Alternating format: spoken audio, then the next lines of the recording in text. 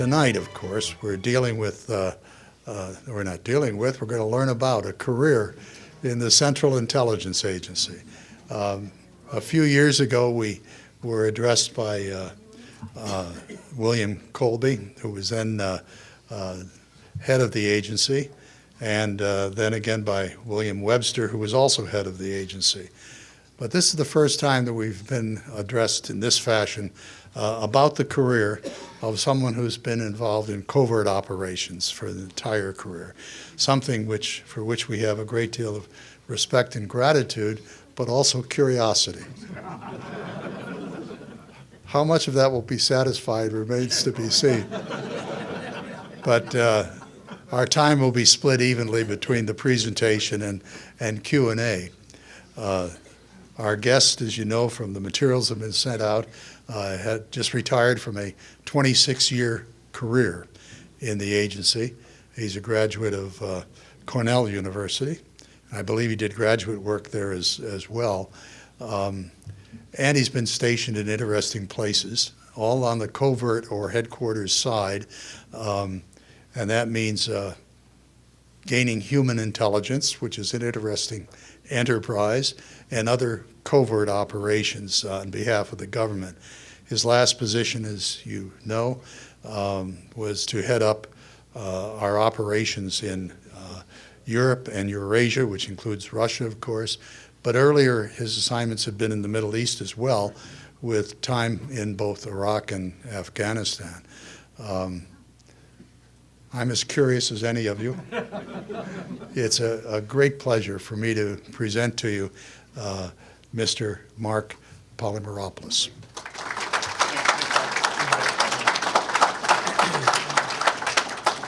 All right, well, thank you for a very kind introduction, and just, greetings to Baltimore. I'm from just down the road in Vienna, Virginia, so it's a 50-mile trip, which took 2.5 hours. Let me just say that I always start off these presentations, and I think it's going to be a great night because you pronounce my last name correctly, Polymeropoulos. And I always start by talking about something that happened back, I think it was in 2006, and I was posted in the Middle East, and there was a crisis in the Arab world, which of course kind of was an everyday occurrence. And I was in the management of one of our stations, and I get a call on our secure line, and it's the president's briefer, George W. Bush's briefer, and he said, "Look, we want your take on what's happening, your assessment on this. Can you just kind of give us kind of a 2 or 3 minute blurb, and we're going to go down to the White House." And they said that, and George W. Bush, if you recall, I mean, he really was a people person. He loved the intelligence world, but he said he also wants to know the names of the officers. So I tried to help our briefer on how to pronounce my last name, and off he went. And I was curious, and later that day, I got a call on the secure line. They said, "Look, it went great." And let me just preface this: my analysis was totally wrong. But he said, aside from that part, he said that President Bush loved trying to pronounce my last name. So that's my claim to fame. So again, my name is Marc Polymeropoulos. I recently retired from the Senior Intelligence Service ranks after 26 years at CIA. I specialized in the Middle East counterterrorism, and then ended my career kind of in a unique position as the acting chief of operations for what we call the Europe and Eurasia Mission Center. And the last 2.5 years, I kind of walked in and into the seat. I had several thousand people, who worked for me, but I walked into my seat right as the new administration took office. And so I thought, what it kind of, and I'd done all these crises in the Middle East for all these years, and I said, well, come on, Europe and Russia and Ukraine are going to be easy. So how wrong that was. But over my 26 years, I served under 4 presidents, and so I always, I love kind of titling speeches like this. I said, life as an intelligence officer from the age of the flip phone to then the age of Twitter or the iPhone 11, or technology has caught up with us. I served 7 tours. That means overseas assignments, and as was noted, a great deal of time, almost 3 years after 9/11 in Iraq and Afghanistan and other conflict zones. So. Some tough time, but really, so and why am I here today? It's a great question. So, one of the things in retirement, after 26 years really being in the shadows, I wanted to come out and talk to the American people. And there's a lot of the Navy SEALs have the kind of textbook example of going off, and they're fantastic, but I think when they go through their dive training, like one iteration is how to write a leadership book when they retire. And so, but CIA officers never do this. And I love the SEALs, but CIA officers never do this. So there's so many misconceptions out there. So one of the things I really wanted to do is go out and talk to the American people about what we do and about an organization that I really believe in and was my passion. I think it's an organization that's really highly misunderstood, and we've made our missteps, but the American people really don't know what we do. So I just wanted to write and talk about it, and so that's what I'm doing. Let me give you a little background on myself. We'll kind of break this up. We'll talk a little bit about how I got to the agency. It's an interesting story, and then talk about the role of an operations officer. I'll conclude my kind of formal remarks with what life was like in this administration, and it's not going to be a political talk, I promise. Or as I joked before, either I can say nothing on political stuff or I can insult everybody. But no, it won't be. But it would be remiss if I didn't talk about what it's like to work for kind of a unique president. That's fair, right? So just a little bit about myself. So I grew up in New Jersey. I was a middle-class kid. I listened to Bruce Springsteen and Bon Jovi, and I went to Jersey Shore in the summers. So how did I end up at CIA? Well, there was kind of two seminal events in my life, and this is kind of corny, but it's true. Does anyone here remember the book by James Michener called Caravans?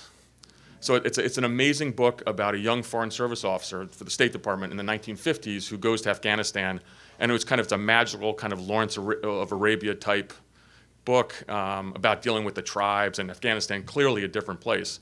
And I fell in love with the book, and then 35 years later, I remember sitting in southern Afghanistan on one of the first teams, not one of them, maybe in March of '02. So after several months when we went in after 9/11, and I was sitting cross-legged with an Afghan tribal elder, and I think we were promising him a well in return for if he would help us against the Taliban. But I thought back to reading that book and kind of that kind of adventure.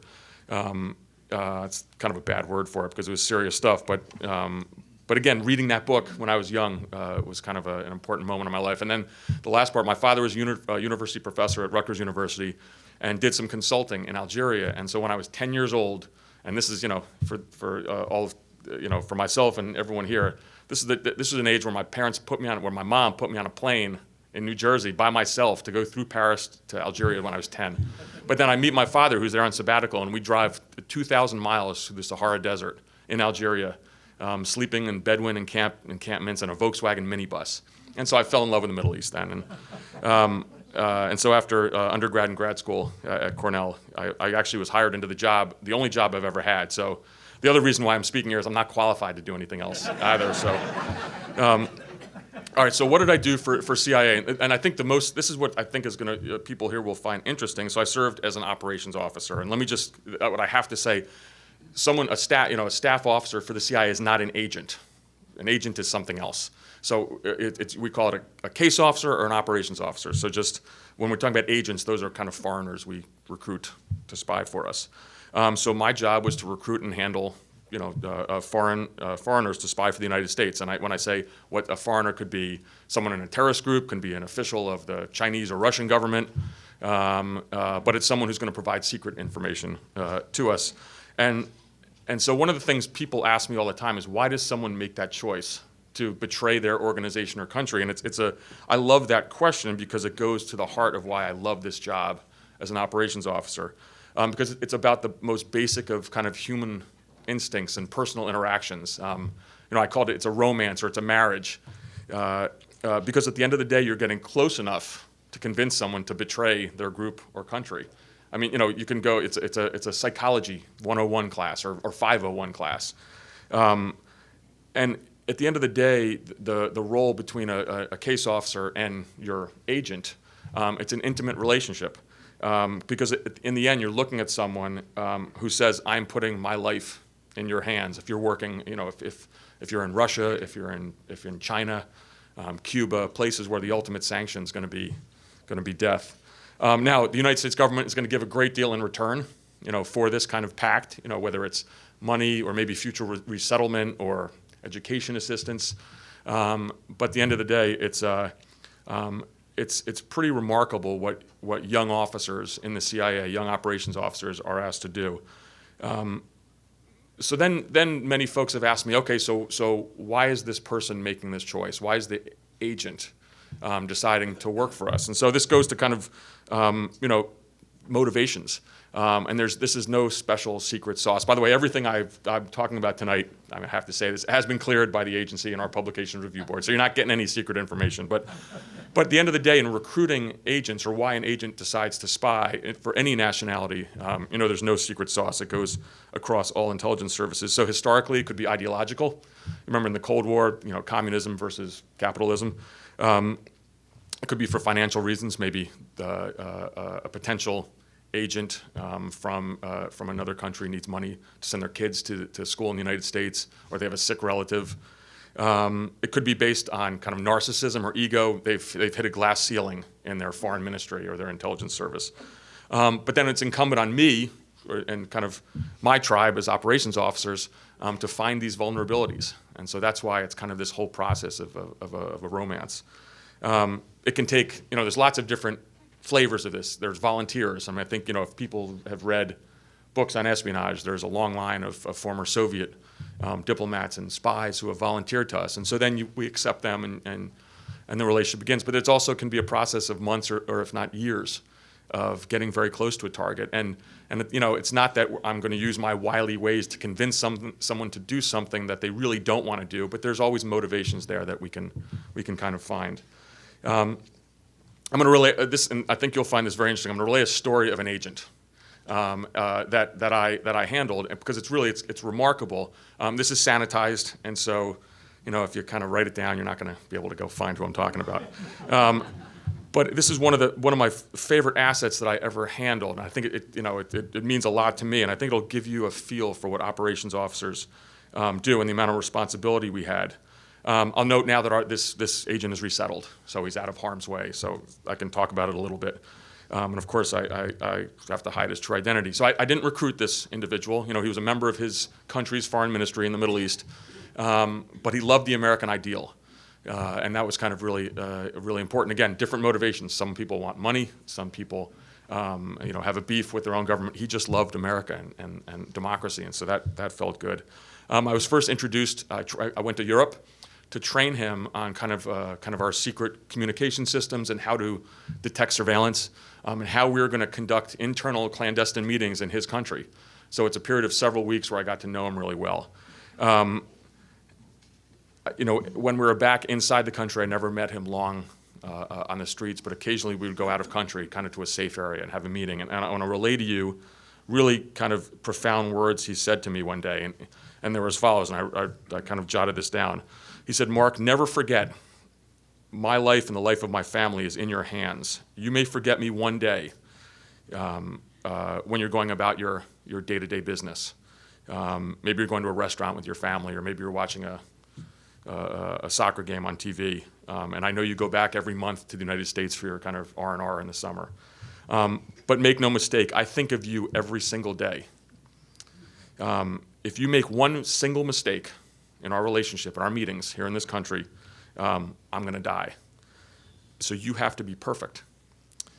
And I need to always assure myself that this is the case. So I think of you all the time." And those words were really profound to me. They really shook me because, again, talking about the responsibility that I had. And of course, that speech of his did the trick with me. It certainly pushed me to ensure that we kind of operated, or we ran the operation with incredible tradecraft. And it's pretty heavy stuff for what I was at the time, a young operations officer. So I don't think that a lot of people in the media who at times pillory for the CIA for certain wrongs that we may and may not have done, I don't think they understand kind of the nature of what that operational work is like and the relationship you have as an operations officer with a recruited agent. So I wanted to pass that on. I've often thought, what was the toughest job, the toughest part of my job at CIA? As I mentioned before, I was away from my family for 3 years in really tough spots, but that was not it. Iraq and Afghanistan were certainly dangerous. It was very hard on my wife and my kids, but the hardest part of my job was dealing with the death of someone under my command. And I'll say, and not to kind of put a kind of a dark shadow, one of the last times I spent considerable amount of time in Baltimore, was at the funeral of this officer whose parents lived here. And so that, that's the moment that you dread as an operational manager or as an officer, that your colleagues or someone who worked for you would be harmed in the line of duty. So I'll never forget when we learned of this. Only moments later, I had to go in front of his colleagues, 400 or so, in a really big station in the Middle East, and I had to tell them what had happened. And I'll never forget one officer almost dropping to her knees and wailing, and it was something that haunted me. When I received my promotion to the Senior Intelligence Service, which is the equivalent in the military to a one-star general, I remember I felt that I didn't deserve this at all. That's how much effect this had on me. And I try to impart this lesson, before I retired to the younger generation of officers, kind of the deep responsibility that we have to the people under our command. I'll relay just in terms of overall national security. At one point, years later, I was talking about this incident and how much it affected me with John Abizaid, who was the deputy commander of Central Command. He was a kind of legendary 3- or 4-star general. And he kind of nodded his head and he listened, and he said, "Mark, that's very sobering, but I've done this on an industrial scale." So, again, pretty sobering altogether. So, what does CIA bring to the table? And I'm going to talk about this a little bit again in the context of what my expertise was, which was human intelligence. So, in my view, there's no substitute for a human spy. So it can be a penetration of a terrorist group. Who can provide information on plots to attack Americans or locations of terrorist leaders. Not to get into kind of inside baseball, but you saw about a month ago when we killed ISIS leader Baghdadi. There's a lot of press reports that the location may have been, I'll put it that, provided by the U.S. intelligence community. So that's what CIA can do. It can be a penetration of the Prime Minister's office for plans and intentions. Could be a penetration of the Trade Ministry in terms of kind of finance and trade talks. And so at the end of the day, it's one piece of the puzzle. You all heard of signals intelligence. That's communications intercepts. That's when you intercept a phone call. And that's good, and that's really important and interesting. But when you sit down with a human spy, you have a back and forth. You can task them. You can kind of get the granularity. And so that, to me, is simply unmatched. I've talked about to my officers under my command before I left, when I was in senior positions, that the extraordinary impact that we had. And of course, I'd relay this, when I had senior operational roles overseeing the Middle East, and as I mentioned, over Europe and Eurasia. And so what I say is, I look back on my career, there are 5 or 6 moments and things that I was intimately involved with that ended up on the front page of every paper on the planet. Pretty amazing. Some of them I can talk about, some of them I can't. I was fortunate enough, and I'll get to this because when I say fortunate, that's probably a bad term. But I was living up in the mountains of northern Iraq with the Kurds in December of 2002, and before we went into Iraq for the invasion in March and April of 2003, I was seconded over to some Joint Special Operations Command units, and I went into Baghdad with them, and I helped track down, which, if you recall, there was the deck of 55 cards of Saddam's regime. And so, when we were catching high-value targets, it was on the front page of every paper, not in the Western world, in the entire planet. So, there's enormous impact that we can have. So that feeling that you were a part of history is really unmatched. And then, so that's kind of almost on a strategic level. Then there's kind of the tactical impact that we can have sometimes. And I'm going to give you a lot of vignettes because I think it's helpful. I was a base chief in Afghanistan. So I did several stints in Afghanistan, but years later, I went back and I ran one of our paramilitary bases on the Pak-Afghan border. And this is when, we were in armed combat every morning. For whatever reason, they would attack us in the morning. I didn't need an alarm clock. We'd get rocketed every morning. But there was kind of something that we did there that I am incredibly proud of. And so years earlier, one of our officers had been killed there, a CIA officer, and we knew who it was. It was a Taliban member. And he was continuing to plot attacks against Americans. And under our unique authorities, we were able to kind of try and hunt down and either capture or, frankly, kill terrorists who are working to kill Americans. And we did that. And we recruited agents, and we put them on the X. and we killed this Taliban member, calling it an airstrike. And this is not a remarkable story because this is what we do. What was remarkable is we then, and I talk about it now, I certainly didn't tell anybody, we called his widow, who was back at Fort Bragg, and he'd been deceased for several years, and we told her that we had avenged her husband's death, and she, of course, thanked us. So, to me, a really profound moment. We're not in the process, we're not in the business of getting revenge. That was not why we did that. This was a terrorist target who was trying to kill Americans, but the fact that we could call his widow and kind of give some closure was pretty special. So I talked a little bit about the human side of things in terms of agent operations. We also work with Foreign Liaison. And our partnership is, these partnerships I don't think are talked about enough because they're incredibly valuable.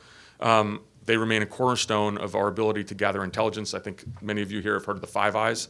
That's our partnership with the United Kingdom, Canada, New Zealand, and Australia, and really tremendous countries that assist us in doing everything from helping, again, track down terrorist groups, penetrate our hardest targets, Russia, China, Iran, North Korea,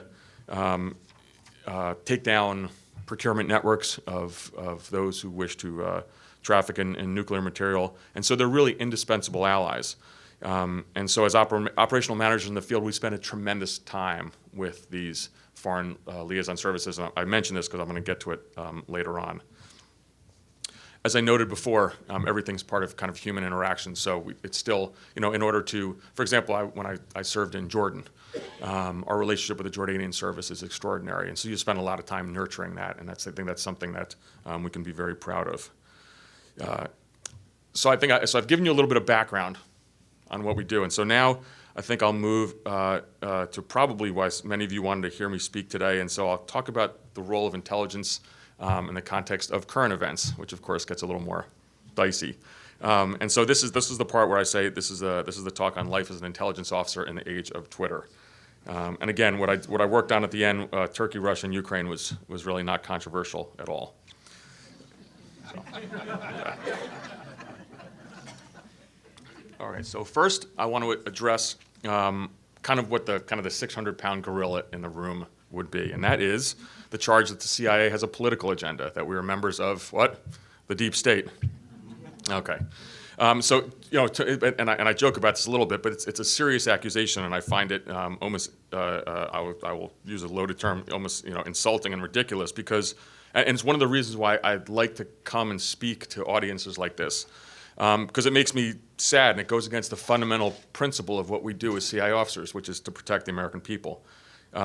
Now, the funny, when people make this charge, I know how to influence other countries. I don't know how to influence our country. I have no idea how to do that.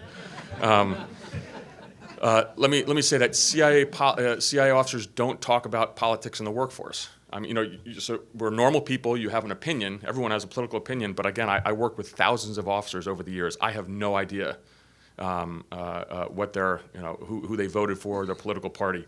And I say this, and we don't even talk about it much because you're too busy. I joke about this in terms of Twitter. We don't even have an ability. I didn't have an ability to even see a Twitter feed. Now we're in a super secure location at Langley. Our operations center probably sees Twitter, but I certainly didn't during the day. Now I can tell you what my colleagues think about Vladimir Putin, or Turkish President Erdogan, or Syrian President Bashar al-Assad. That we can talk about for a long time. But I have no idea about their political leanings. So I just want to kind of throw that out there. The other thing is politics doesn't affect what CIA does, because we serve the president as an executive branch agency. We also have, and this is important to note, incredible oversight from Congress. So I always joke about, I can't go to the bathroom. I couldn't go to the bathroom without a congressional staffer going with me. It's gross, but going with me. I mean, so our relationship with Congress is ironclad, and it's really remarkable. And so I put that in the context of that, the CIA going rogue and somehow having a political agenda is, in my view, not accurate. Now, did I agree with every foreign policy decision over my 26 years? Of course not. And I talk about, I alluded today about time in Iraq, and I have, my career was built on that. I have intelligence medals from that. Did I agree with our decision to go invade Iraq? Maybe, maybe not, but it just doesn't matter. And I really want to stress that because at the end of the day, personal views really don't come into play. I was told what to do. either as a junior officer or even as a manager if things, policies coming down from the White House, and we execute that. And if you have a problem with that, if you have a serious moral problem, there's an easy way. You can resign. Don't retire. That's not why. But you can resign. So after having served for 2+ years as a senior member and the director of operations at CIA under the Trump administration, so a perfect question is, what's life like with this unorthodox president? And it's a great question, and I've thought about it a lot.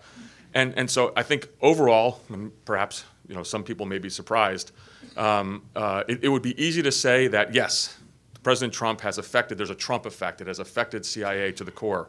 It's not true. And that's a really good thing, because it's not true for any president. It would also be easy to say that foreigners would not want to commit espionage, would not want to spy for us because they don't like President Trump. Again, not true, and I'll go into that. And again, upon close analysis, this doesn't fly, and it's a really good thing, because that's not what we do, and it shouldn't affect our core business. Let me also say that the CIA remains really a healthy organization. We have a tremendous director in Gina Haspel. There are significant resources that have been given to us by Congress. And at the end of the day, I think we're really well positioned into the 21st century. So that might be a surprise to many, especially in the political environment. We're still recruiting agents. As I discussed earlier, in terms of what motivates a foreigner to spy for the United States, it's not going to be whether they like a president or not. It's not. It's a personal decision. They need money. They need their kid to get medical attention or go to college, or they're angry that they didn't get promoted. A Russian Ministry of Foreign Affairs official or a Chinese MSS intelligence officer is not going to decide to spy for the United States whether he likes President Trump's Twitter feed. I have to say that because so many people ask me these questions. So the bottom line, there is no kind of Trump effect on recruitment operations. Our work with liaison services and foreign liaison, same thing. Now, I'll tell you, in my last job, I was certainly responsible for meeting kind of the operations chiefs of 40+ countries, including our close allies like Germany, France, the UK, and then some of our smaller allies, perhaps in the Balkans. Now, at times they would come and they'd say, the Germans would say, we're not happy because President Trump insulted Angela Merkel again in Twitter, and I say, okay. What do you want me to do? I'm not going to go down to 1600 Pennsylvania Avenue. But then what you do is you sit down and you get back to the business of the bilateral intelligence relationship. And that's what intelligence professionals do. So, my message to you today is even, our intelligence relationships with foreign countries remain intact. I think there's a great example I can give, because there's historic precedent for this too. So if you recall, in the first Gulf War, the then Jordanian King Hussein sided, in effect, he declared his neutrality, but sided with Saddam Hussein. So the Jordanian government really broke from the United States, and George Bush, W's father, George Herbert Walker Bush, they kind of cut the bilateral relationship with the Jordanians really bad. Jordan was a historic ally. Under the table, CIA was there, and we kept the relationship intact. That's what we do as an intelligence service, even under sometimes political dysfunction. So it's an important point to make. And now, current King Abdullah even, talks about this all the time, that at the end of the day, he remembers that the CIA, and in effect the U.S. government, but the CIA was there to still back his father under really tough times. So put that in the context of the current political environment. Some people have charged, and again, you hear in the news that our President Trump, is not interested in intelligence. And I think that's not really the right question to ask, because the real question is, does CIA have a place at the table in the National Security Council in terms of what we do when there's a crisis? And the answer is absolutely yes. The NSC, under the last two national security advisors, both H.R. McMaster and John Bolton, were voracious consumers of intelligence. Our relationship with them was fantastic. It doesn't matter. It does matter because it's in the news when President Trump says something about the intelligence community. But in effect, behind the scenes, we're working extremely well with the White House, and that's what needs to be done. Perfect example of this, if you recall, in March of 2018, the Russian government tried to kill one of their former intelligence officers, Sergei Skripal, in the UK. Really kind of using Novichok, using, in essence, a chemical weapon. Really bad incident. the CIA was instrumental with the National Security Council and the White House in expelling not only multiple Russian intelligence officers from here in the U.S., but all across Europe. Our allies were instrumental in this as well. And so when I talk about that, that's not an example of an administration that doesn't care about intelligence. In terms of the president himself, there's been some controversial statements that he has made. I'm not qualified authoritatively to tell you what he's like to deal with. I was not one of his briefers. Probably a good thing. But on a serious note, there is historic precedent for presidents not to even take what we call the president's daily brief, the PDB, in the morning. If you remember, under the Clinton administration, there was a plane that crashed on the lawn of the White House, if anyone remembers that. And the joke in Washington was that was James Woolsey, then the director, trying to fly in and give a briefing to President Clinton. So my point is, let's not judge an administration or the administration's interest in intelligence to what we hear only about the president's personal style. As I noted, morale when I left, in June, morale at the CIA was incredibly high. I'm proud to note they're young men and women who come to work there for the right reasons. They want to serve their country in really a kind of a unique line of work. They want this sense of adventure. They want to go to really tough places. And so, when I was a senior leader, I was hypersensitive to this because of kind of the political discord. I wanted to make sure that we were healthy, and I can tell you that we really were. And as I noted before, we have really sufficient resources for our mission. And this was not always the case. And there's been times where the budgets have been really tough, and we enjoy significant support on Capitol Hill. I'll close in this part just with one thing. Because I'm talking almost that CIA officers are happy all the time with the White House, and that's not true. And the way I always kind of phrase it is, we are cranky. My kids love when I say this.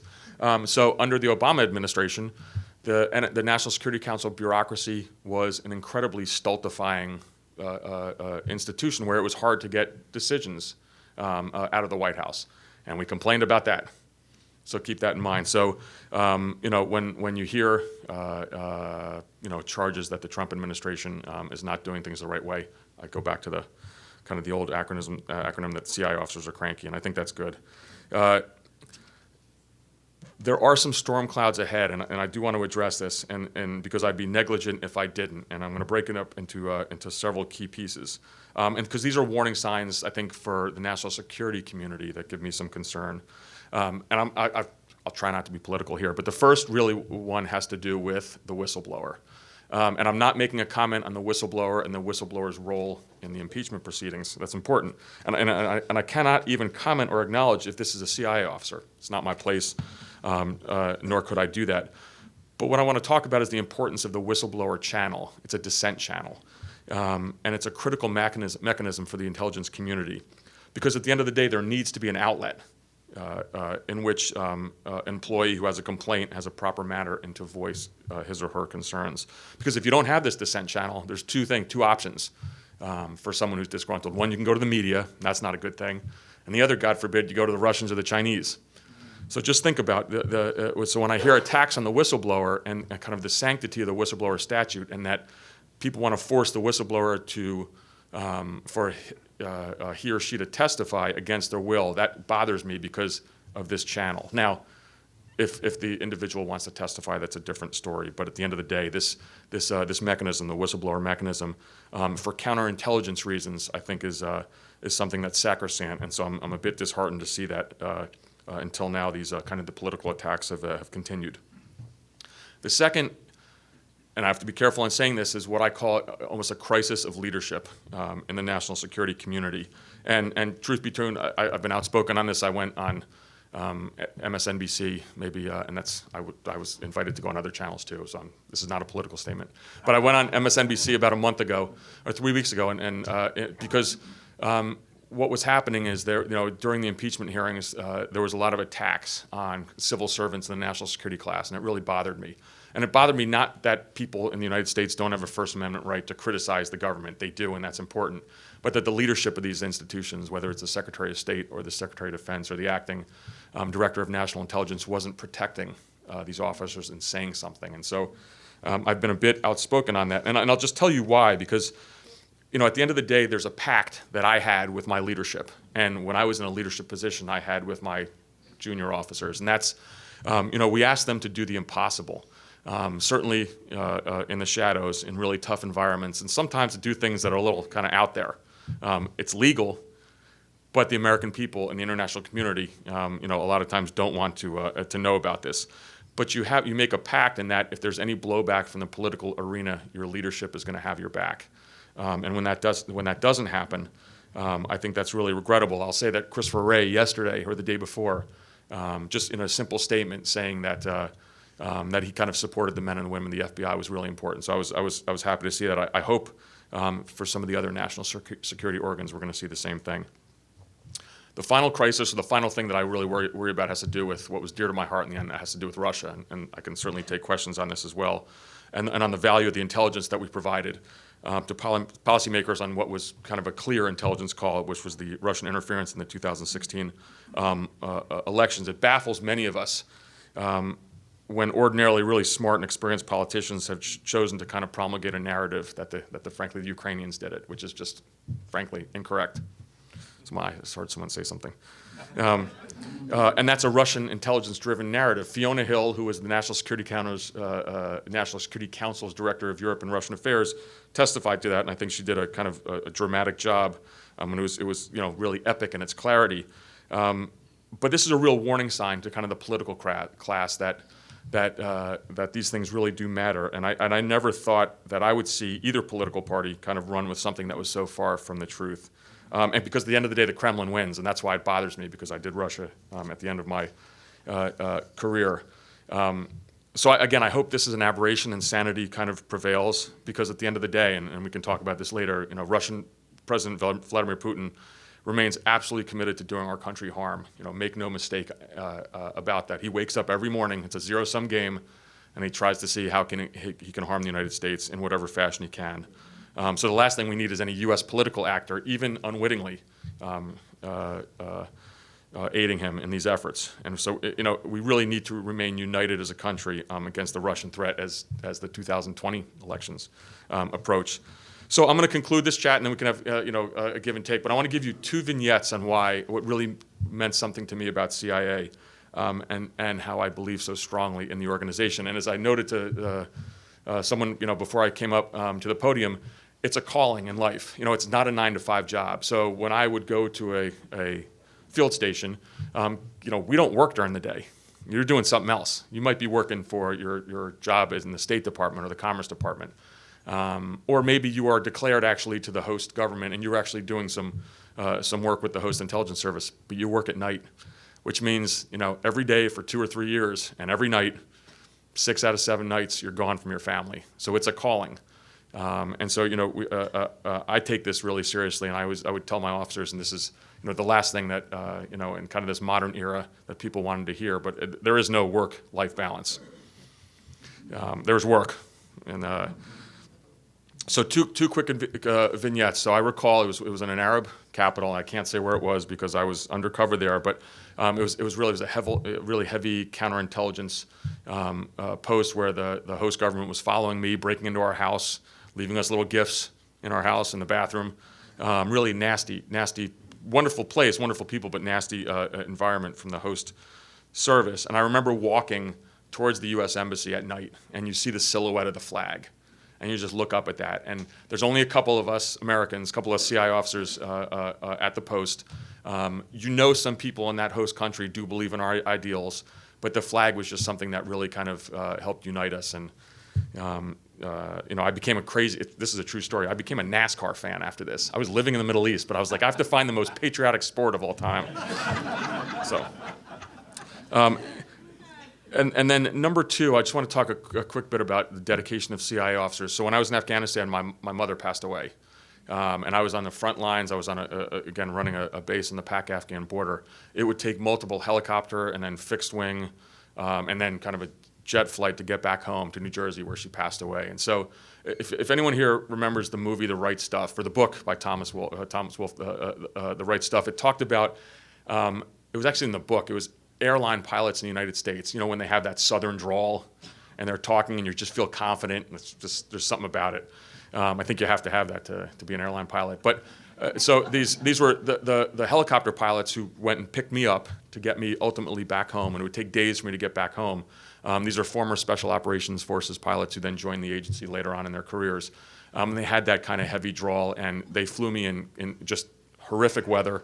It was actually risky, and when we finally got to the place where I had to go to then kind of hopscotch back home, I just thanked them for doing it, and they just said, "Look, boss, we know your mom died, but we were going to get you home." So, how can I not have kind of love for an organization with all its warts? Because I'm not here as a cheerleader for the agency because there's been a controversial history. But how can I not have love for the people of the organization who kind of believe in that? So, at the end of the day, just to close, CIA is an imperfect institution. We make mistakes and we learn from them, but it's indispensable to the national security of this country, and that's what I really want to put forward today. And it really is made up of the best and the brightest that this nation has to offer. And then, truth be told, I've really never had a boring day in 26 years. So happy to take any questions.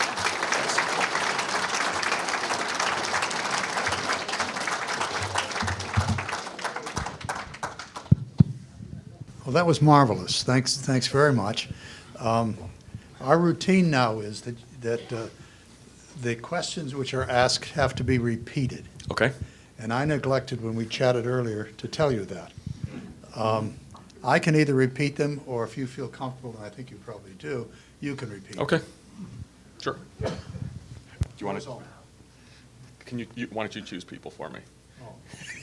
No, they won't get mad at me. Are you going to repeat the question? I'll repeat the question. Okay. Please, Mr. Fillmore.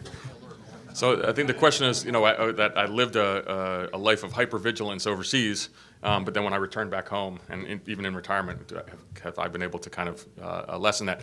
But the true answer is yes, which is really good, and it's the second you step forward in the foreign field environment, there's everyone talks about kind of different colors of alertness that you have, whether you go from, I don't even know what it was, but you're at some point you're at yellow or orange or red. And that's what you have to be. And especially, with my service in the Middle East, there was always a huge problem with kind of terrorist threats. When I was in one post, the embassy was actually attacked. It was fairly terrifying. And the Marine Guards and the local security forces battled back the Al-Qaeda attack on us. But I was able to make that transition coming back home very easily, to the point where, and I just, this is, if my wife was here, she'd tell you, she thinks, she's like, I don't know how you ever ran a surveillance detection route. You can't find your way anywhere. So, how did we kind of, were there warning signs, or were we worried about double agents? This is someone who we would recruit to spy for us, and they were kind of working on the other side. So that's an excellent question. There's a process we have for vetting, but just simply put, you obtain their information from them. You would compare it to other sources, whether it's signals intelligence, human intelligence, open source, anything like that. You check to see if the person is who they say they are, and we have ways to do that, or the member of their foreign ministry. And then you kind of vet them, you test them. And there's lots of different ways to do this. You ask them to do a task. You ask them for information that would be so incompatible. So for example, if we recruit a penetration of another intelligence service, the question we would want from that person is, who have you recruited in our shop? Who have you recruited in, amongst the French or the Germans or anyone else? And so there's kind of a set formula that we can hopefully go through, where you then have you vet the agent and you make sure that they're being truthful. But at the end of the day, it's a constant process, because someone can be truthful for 3 years and then something happens in that 4th year. Maybe they get caught and they get flipped. So it's a constant process of testing and vetting. But it's a great question, and the ultimate the ultimate price of this, or in worst case scenarios with a terrorist asset, and the events of December 30th, 2009 in Coast, where a double agent ended up killing 7 of our officers. That's kind of the worst case scenario. So that's a great question. This had to do with kind of what my view is on I almost said the betrayal. What our view is of our leaving the Kurds up in Syria, and I think that how I phrase that question probably gives you an idea of how I feel about this. So let me just say, overall, And I went through this throughout my career in working with what we call indigenous forces. So whether it's in Afghanistan or in Syria or in Iraq, so we have programs sometimes. It's not just recruiting agents. Sometimes we have assistance programs, and I'll say that kind of broadly, where we work with locals to do something. Just like up in Syria when we were working with the Syrian Democratic Forces, the SDF. And President Trump made a decision, and we pulled out, and it was very public on television. I think you saw a big outcry from the national security community because, in essence, it was a betrayal. I look at this two different things. One is, on a personal note, I've been there. So, I don't know the Syrian Kurd forces. I know the Iraqi Kurds, and I know the Afghans, but I also know what our officers went through because it's not a deal, but you're living with these people for a year, and you make a lot of promises. Maybe years you're living with them, and so there's a betrayal factor there. The other point is the danger of doing that, of pulling out kind of precipitously, is that it's going to be very hard for us in the next conflict to ever gain someone's cooperation. That said, what was really heartening in this case is that the national security community in Washington, and really I think across many other capitals as well, really kind of condemned this, and there in effect was a bit of a reversal, not much. You're talking about the other question had to do with Turkish President Erdogan, who was certainly a difficult partner at best. There was a, how can I say this without revealing who it was? There was a Middle East leader who told me personally many years ago that Erdogan was a wolf in sheep's clothing, and so at the end of the day, it's a difficult partner who causes us a lot of angst. It's a member of NATO. And of course, our president has some strange affinity for him, which we don't always can always figure out. But we have to work with the Turks, and they at times they're very good partners on counterterrorism. At times they're kind of impossible to deal with. And as someone with I've actually spent a ton of time, interestingly enough, in working with the Turks, and with my last name, that's kind of funny sometimes. So I think the question is.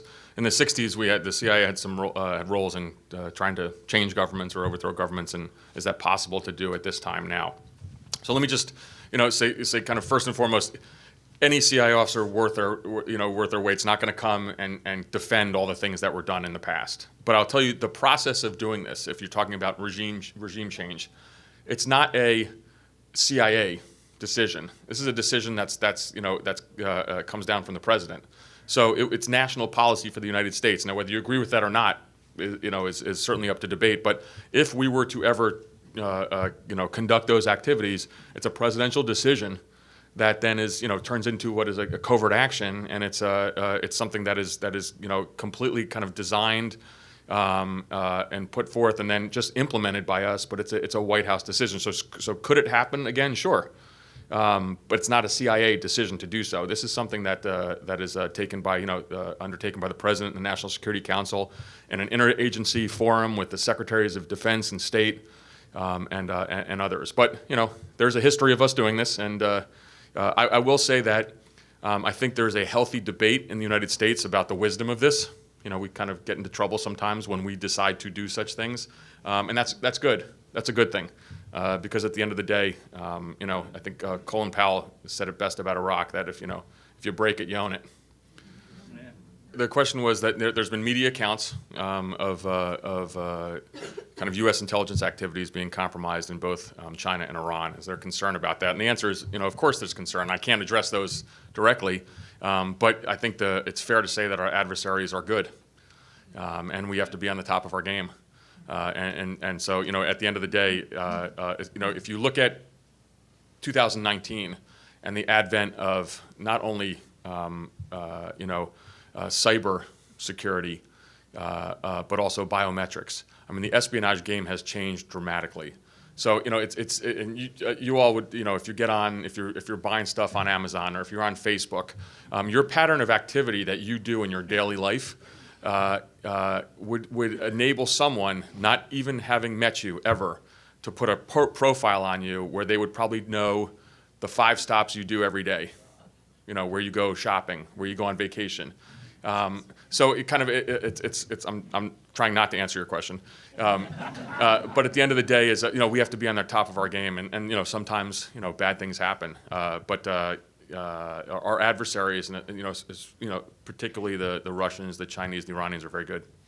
So the question is basically, what's the best spy novel out there, right? I love this question. I actually bought this book for hundreds of officers. So David Ignatius is a Washington Post columnist who's really good and has written books over the years. But one of his first books had to do with a young CIA case officer in Lebanon. It was called Agents of Innocence. Agents of Innocence. It's an incredible book. It's actually based somewhat on a true story. The only part that I will say is that when he sleeps with the wife of the Lebanese intelligence chief, that doesn't happen. Aside from that, it's really good. But I love this book because it gives you, in essence, it's the story of a young case officer and his relationship, not recruitment, relationship with the head of Palestinian intelligence. So at the end of the day, it really gives you a flavor of the Middle East, but it gives you a flavor of the intelligence, kind of the ambiguities of the intelligence game. So I would highly recommend it. I've bought it for hundreds of officers. It's a great question. So ultimately the question is, after my experience with the Kurds, what's the way forward with Kurdistan? That's a great question. And so let me go back to at the end of the day, the Kurds have, and this was from a senior Kurdish official in late 2002 when I was living in the mountains with them. I given my whole spiel that America's going to save you, and he said, all right, Mark, cut the crap. He said, we've been betrayed by everybody. The Iraqis, the Iranians, the Syrians, the United States, the Israelis, because they've worked with everybody. So look, the Kurds are a pretty resilient lot. And when you talk about Iraqi Kurdistan, I think it's an economic success story there. And so, that's a good thing. But they live in a really dangerous neighborhood. And so, I read there was a piece in the press the other day, and it talked about how, on any given day, the Iraqi, these are not the Syrian Kurds, the Iraqi Kurdish leaders would host a delegation from, the IRGC, the Iranian military. And then the next day, the Americans would be there. And then they're always flirting with the Turks too. So it's a tough neighborhood, but they're doing really well economically. And so that's kind of I think it's a good thing. So I remember the Kurdish Peshmerga were kind of their their militia forces. These are really tough folks. So there's a huge soft spot in my heart for the Kurds, but particularly because they didn't buy kind of my little spiel. And that's good because at the end of the day, they have to be resilient and the training wheels have to come off, and they have that in droves. So this is a great question. So I think it was the statement was, it looks like the FBI is kind of under assault by the administration, by the president, and what happens if the CIA kind of is next. So I think overall, Gina Haspel, our director, has done an incredible job in insulating the agency kind of from the politics. One of the things is clearly she has a good relationship with the president, but this is a concern because some of the national security institutions certainly have been attacked. So again, the president can say whatever he wants. So what was good, I think, but what Director Wray, he responded kind of in support of his people. So if this would ever happen, I would hope and expect that Director Haspel and then the acting Director of National Intelligence, Joe McGuire, would have to make a statement as well in support. These are national security institutions that are absolutely indispensable. Whether you're from the right or the left, whether you believe deeply what we're doing or not, we cannot exist as a country and stay safe without these national security organs. So it's something that's a concern. So the question is, how long does it take until, when someone applies to the CIA until you kind of go out on your first assignment? It's a great question, and it's one that people ask all the time because it can be a long time. Because there's a couple things. One, of course, is the training cycle you have to go through. So you have to get trained in the art of espionage, and then there's the security process you'll go through and kind of your background investigation. I would say probably about a year at minimum, and sometimes 2 years a maximum. And then, for example, the ideal scenario is you hire someone, you go through the security check, you then train them on the art of espionage, and then you send them to learn a foreign language. So it could take even maybe maybe 3 years, because you want to have that kind of whole package ready. And one of the things I didn't really address, but is critical, is foreign languages. And so one of the things that makes, I think, makes or breaks an operations officer is, first you certainly have to have street smarts, 100%. You have to be able to kind of think on your feet alone and operate alone. you have to be able to detect surveillance. I mean, at the end of the day, it's like, I was with some Navy SEALs the other day, and I said, look, so you can't be a Navy SEAL if you can't shoot. But you can't be a CIA operations officer if you can't run a surveillance detection route and make sure you're not being followed. But the last part is foreign languages, because there's no better way to understand another culture or society than speaking with people, reading the newspaper, watching television, watching movies. And so, one of the neat parts about our place is that that's the integral part of the whole processing program. So we're going to teach you how to speak Russian, Arabic, Farsi, Korean, Chinese, at a level that we, where it's at fluency. Because at the end of the day, it doesn't do us any good if you can't go and talk to, a North Korean official, and he says to you, like, we're going to launch an ICBM in 10 minutes, and you said, thinking you're talking about what, bulgogi. So language is absolutely critical, and something we really have put a lot into. But the question is, the pipeline can be anywhere from a year to 2 or 3 years till you get out. And trust me, you are dying to get out. Because when you're a young officer, you're usually at a pretty, the salary might not be that great, and Washington is expensive, so you want to get out to the foreign field and do your thing. That's a tremendous question that literally I have had 4 different friends ask me today. So the question was, am I reading the Washington Post series, which is in essence what they're calling the Afghan paper. It's not the Pentagon paper. It's the this is about what was obviously a study, and it's not the same as the Pentagon papers. So I don't know if it was a secret study, but it was a study done internally about kind of the mistakes that were made in Afghanistan, and I think the question is, do I agree with it? And so this is a complicated response because I spent so much of my time there. So first and foremost, and it's going to sound a little bit, admittedly, a little bit of so I'm going to tell you what I tell my friends. I'm going to be honest. I was honest before in this talk, but I'm going to be really honest now. I'm not surprised because at the end of the day, senior military commanders for a long time, or just historically make optimistic statements. For those of us who are involved in this, and again, this doesn't diminish the fact that we were sending young men and women in harm's way, but when someone would say we're winning, it's clearly that we're not. We weren't. It's not to say, in my view, and again, being apolitical, that we shouldn't be there, because I think, my view of Afghanistan was that we had to, I wasn't as interested, and that's not what CIA does in terms of nation building. We were there for the counterterrorism mission and to ensure it's never becomes a safe haven for terrorists again.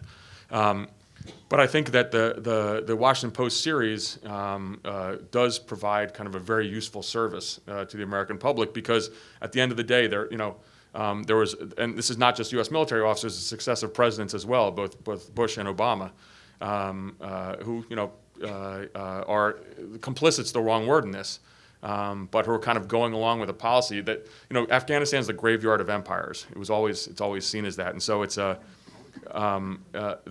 it's very easy to get into a conflict. It's extremely hard to get out.